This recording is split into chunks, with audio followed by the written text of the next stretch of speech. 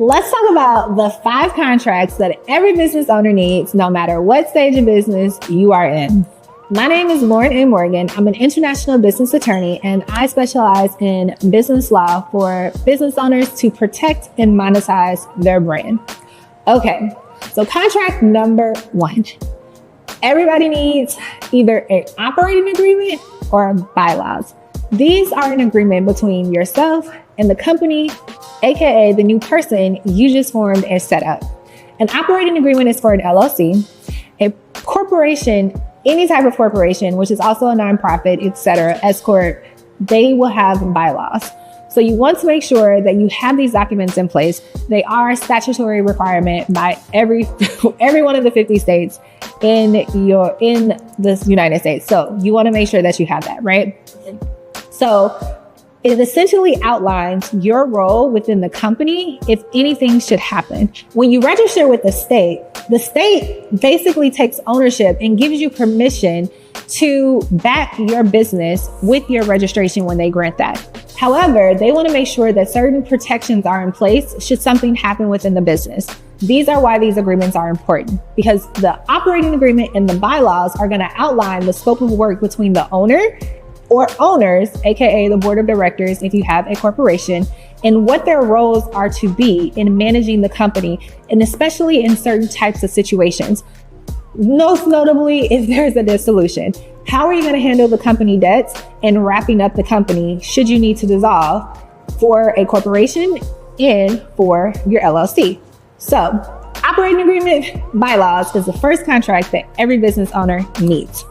The second contract kind of goes in with the third contract, but it is different. So let's talk about your service agreements. I'm obviously talking to my service providers, and my product owners will say, well, we need everything, which is why number 3 ties into number 2 for you. A service agreement outlines your scope of work, how you offer your products, how you're going to get paid, how you offer your services, etc. Now, I promised it was for every business owner, so let me tell you why this is relevant to product owners, right? As product owners begin to scale and they're selling in bulk, wholesaling their products, you are normally going to move outside of the normal structure of your website, e-commerce, and selling your brand. You are now going to have a wholesale actual order where someone submits to you how that goes. Wholesale orders require you to produce a lot more in bulk. They require a lot more productivity and money upfront. And now we move out of the terms of service, which is our third product or our third contract, that is covering the scope of your products, into an actual service agreement that talks about your selling and the process of selling even your product to your consumer on this level, because it is much more risk involved. And we want to have all of those nuanced details that are going to be covering specifically to this transaction and this deal outside of the terms of service and privacy policy. I want to elaborate a little bit more on the service agreement though, right? So the service agreement is for service providers and product owners who are giving their services and or products, and they want to be very clear on what that looks like. So you have your scope of work in there. You also have general terms such as the arbitration agreement. You have your confidentiality clauses in there. You have your choice of law clauses in there. And these are some of the general clauses that are in them regardless. And then you have other clauses that talk about the specifics to your company. While intellectual property is usually a general clause, you're going to customize this section to make sure it reflects what you are actually doing in your business and protecting the intellectual property that you are about to. If you know anything about my channel, we real big over here about that intellectual property. So of course, we're going to make sure that your contracts have intellectual property coverage in there, right? So moving on to number 3, terms of service and privacy policy. Your terms of service is very important because this is required for your website, right? And so you make sure you are GDRP. This was the whole thing like years ago, 2-3 years ago, but it's still very relevant. And they actually just most recently made an update.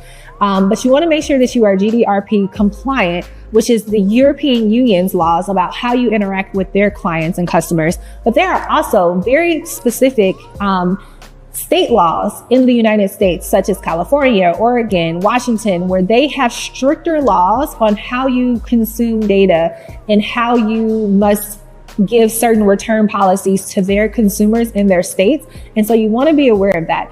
You're going to outline this in both your terms of service and your privacy policies, right? So your terms of services and your privacy policies are very general terms on how you interact with your users at large in general. This is not specific to individual users. It may be specific and should be specific to your brand. We're going to be specific around the services that we're offering, any of our refund policies. If people can just purchase off the website, we want to be really clear about this because this is going to protect us against chargebacks. We got a video coming up on that, so make sure you guys tune in. But in that scope of work, we want to make sure we're covering and talking about all of this stuff, right? So our terms of service outlines how we are providing and offering our services, and our privacy policy talks about how we are protecting the data and the information that we are receiving from the customer throughout the process of doing business with them. So, number 4, we want to make sure that we are talking about our confidentiality agreements, you guys. Y'all know these internet streets is ratchet. It's just chaos out here. It is vital that you are protecting yourself in your business by having a confidentiality agreement. This is to protect you, your business, as well as the other person you are doing business with. And both of you guys vow that whatever confidential information that comes up related to your business, your brand, their business, your brand, or new projects that you come up with collectively, that it was not going to interfere and it's not going to be a problem in either of you guys disclosing this confidential information. This is very important in the scope of doing business. This is also known as an NDA, a non-disclosure agreement, and you promise to not disclose the information that was discussed and talked about during the business interactions of your dealings, right? It can be a one-off meeting. In business, we want it to usually be long-term. Now listen, I'm gonna throw this in for free. You are not just doing this with the people you are wanting to do business with. You can also do this with your team, right? Which is going to get us into our last contract everybody needs. We want to be doing this with our employees, our contractors we are working with, because our confidential information is usually our processes, our systems, our trade secrets, and our intellectual property that is just woven into our brand and businesses. Without you, there's no way you can intricately pull that apart. You usually represent the brand very deeply without someone picking up on that. So confidentiality agreement is going to protect and cover all of that. Last but not least, number 5, we want to have IC agreements, which means independent contractor. Now, Lauren, I don't got no employees. What I want an IC agreement for? I'll tell you why. Because we are not reactive, we are proactive. And as a business owner, your business is going to grow. And at some point in time, even if you are not hiring employees, you are going to need to hire somebody who is an expert in an area that you are not an expert in. What that looks like. I am a business attorney. Lauren don't do marketing. Right now, behind this video are 2 wonderful young ladies who are handling my marketing for me. And I don't know anything about marketing. I am having to partner with them in their business to contract work for my company to provide that. Even in the scope outside of my area of specialty, an IC agreement is used for doing work such as this, right? So it is done for work that you need to outsource. It's done for work for people coming in for you and you don't want to hire them as an employee just yet. You want to have an IC agreement with them, right? Because an IC agreement gives you a scope of work and it outlines what is happening and what they are doing. Now, let me be real clear. We did not state an employee agreement. We did not state an employee agreement for a reason. We do not sign employee agreements, guys. Very limited circumstances are actually going to apply when we want to do an employee agreement. Employee agreements actually are going to be more restrictive than you think they are. And only in specialty fields where you have an expert. Sometimes there are specialty doctors, a neurologist that is trained and hard to come across. I want to make sure I lock them into the relationship and I get an employee agreement. Other than that, and because of the right to work states, we do not want to lock ourselves into contracts with employees because contracts work both ways. Both parties are liable. And now we become liable for holding on to the terms of that agreement. When we want to terminate them, we might not be able to. So I hope this has been very helpful. And I hope this makes sense as to why all businesses at any stage need these 5 agreements.